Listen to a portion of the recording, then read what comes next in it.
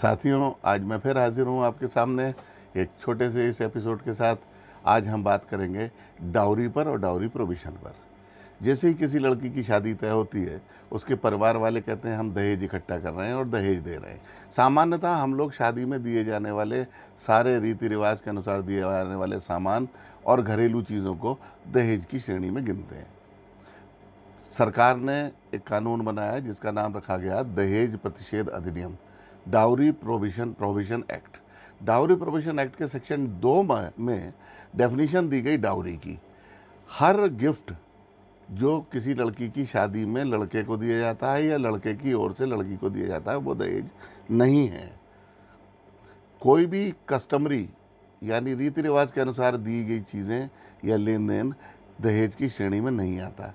अब दहेज की श्रेणी में आता क्या है? ऐसी हर वस्तु, हर मूल्यवान वस्तु, हर सिक्योरिटी, हर ऐसी वैल्यूएबल सिक्योरिटी जो शादी के कंसिडरेशन के लिए तौर पर दी जाए, यानी शादी के बदले में दी जाए। फॉर एग्जाम्पल, अगर एक लड़का अपने ससुर से, होने वाले ससुर से ये कहता है कि शादी के 2 साल बाद आप मुझे 10 लाख रुपए देंगे, अगर आप नहीं देंगे तो शादी नहीं की जाएगी, ये डाउरी की डिमांड है। परंतु अगर वो कहता है कि मुझे अपना बिजनेस चलाने के लिए या मुझे अपने खेतों में खाद लगाने के लिए फौरी तौर पर मुझे 2 लाख रुपए की ज़रूरत है जो मैं आपको बाद में लौटा दूंगा, it may be an illegal demand but it can not be termed as dowry demand. Dowry के लिए ज़रूरी है कि जो भी चीज़ मांगी गई है या जो चीज़ देने के लिए हामी भरी गई है वो फॉर कंसिडरेशन ऑफ मैरिज हो, चाहे वो चीज़ देने वाली मैरिज से पहले दी गई हो या मैरिज के वक्त दी गई हो या दी जानी हो या मैरिज के बाद दी जानी हो, परंतु वो होना चाहिए कंसिडरेशन फॉर मैरिज। शादी में अक्सर दरवाजे पर जिस वक्त जयमाल होती है टीका किया जाता है, लड़के को चेन वगैरह बिना मांगे रीति रिवाज के अनुसार उसके गले में हार डाले जाते हैं या टीका करके 50-100 रुपये दिए जाते हैं। ये कस्टमरी है, ये रिवाज हैं। या लड़की को शादी में 5 बर्तन दिए जाते हैं अपने आप रीति रिवाजों के मुताबिक। उनके माँ बाप जो हो सकता है कपड़े, भगवान जी के कपड़े, पंडित जी के कपड़े। इसी तरह मुस्लिम्स में लड़की के जोड़े, लड़की की सास को गिफ्ट, ससुर को गिफ्ट और उसके नंद और देवरों को गिफ्ट। ये जो रीति रिवाज के अनुसार बिना मांगे दी जाने वाली चीज़ें हैं ये उपहार की श्रेणी में आते हैं, जिसको धारा 3 में डिस्क्राइब किया गया है कि ऐसी हर चीज़ जो उनकी हैसियत के अनुसार है और गिफ्ट दी जाती है तो वो डाउरी की श्रेणी में नहीं आते। आप किसी चीज़ को लड़के वाले अगर मांगते हैं, स्पेसिफिक मांगते हैं और वो फॉर कंसिडरेशन ऑफ मैरिज है तो ये डाउरी डिमांड में आता है। सेक्शन 2 में इट इज़ डाउरी और सेक्शन 3 और सेक्शन 4 में इट इज़ पनिशेबल। अगर ले ली जाती है तब, और जब डिमांड की जाती है तब, तो उसके लिए 7 साल तक की सज़ा का प्रोविज़न भी है। इसलिए कभी अपने परिवार में, किसी विवाह में, अक्सर आपने देखा होगा कि तिलक समारोह में लड़का दूल्हा हाथ में बैठा होता है, गड्डी, नोटों की गड्डी लिए बैठा होता है, उसकी वो फ़ोटोएँ ये साबित करती हैं कि ये दहेज लोभी हैं, इन्होंने दहेज लिया। दहेज हमारे समाज के लिए अभिशाप है। इसकी वजह से बहुत सारे परिवार तबाह हो गए, बहुत सी लड़कियों ने आत्महत्या कर ली, बहुत सी जगह ऐसी स्थिति आई जहाँ पर झूठे तौर पर, चूँकि ऐसे फ़ोटो खिंच चुके हैं इसलिए झूठे तौर पर एक सामान्य मृत्यु की स्थिति में भी लड़के के घर वालों को बहुत सी बार जेल जाना पड़ा और डाउरी के इस दहेज के अभिशाप का ये वो बनना पड़ा कि इनकी वजह से ये दहेज समाज में फल फूल रहा है। वास्तविकता ये है कि हम लोगों ने एक जनरल टर्म्स बना रखे हैं कि जो भी चीज़ दी जा रही है वो दहेज के तौर पे दी जा रही है। ऑनरेबल सुप्रीम कोर्ट ने अप्पा साहब वाले रूलिंग में इसको स्पष्ट किया। उन्होंने कहा अगर किसी के परिवार में कोई परेशानी है, अगर वो अपनी खाद लगाने के लिए या पारिवारिक किसी बीमारी के इलाज के लिए अगर कोई व्यक्ति अपनी पत्नी से या अपने ससुर से कुछ पैसों की डिमांड करता है केवल उस परेशानी को दूर करने की, तो वो दहेज की मांग नहीं है।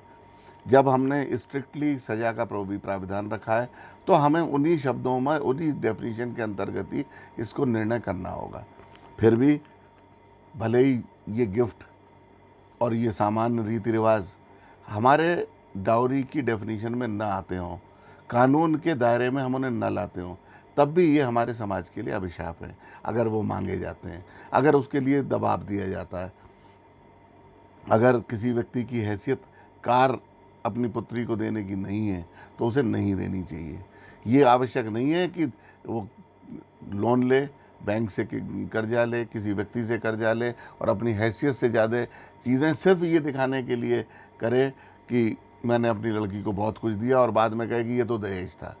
इसके अलावा मैं एक चीज़ और कहूँगा कि शादी के वक्त लड़की वाले कई बार लड़के वालों के कहने से और कई बार खुद भी अपना स्टेटस दिखाने के लिए बड़े बड़े बैंकेट हॉल लेते हैं, बहुत बड़े इवेंट मैनेजर्स को हायर करते हैं और लाखों रुपया सजावट पे, लाखों रुपया खाने पर, लाखों रुपया शराब पर खर्च कर देते हैं।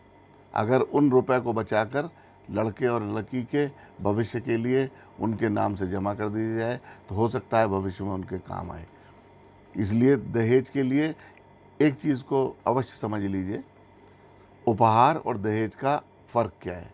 कुछ लोगों पर दहेज अधिनियम के अंतर्गत मुकदमे भी चल रहे होंगे, कुछ मेरे ऐसे व्यूअर होंगे जिनके परिवारों में, इनके परिचितों के सामने होगा ऐसे मामले आए होंगे।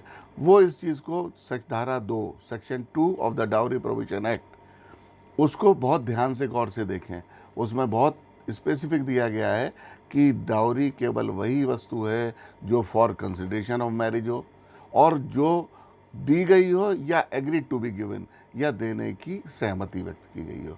और कुल मिलाकर एक समाज में जो रीति रिवाज हैं, विवाह के लिए आवश्यक वस्तुएं हैं, जैसे सप्तपदी या निकाह में लड़की के द्वारा एक्सेप्टेंस जिसे कबूल करना कहते हैं, इन चीज़ों के साथ हमें आडंबरों से बचना चाहिए।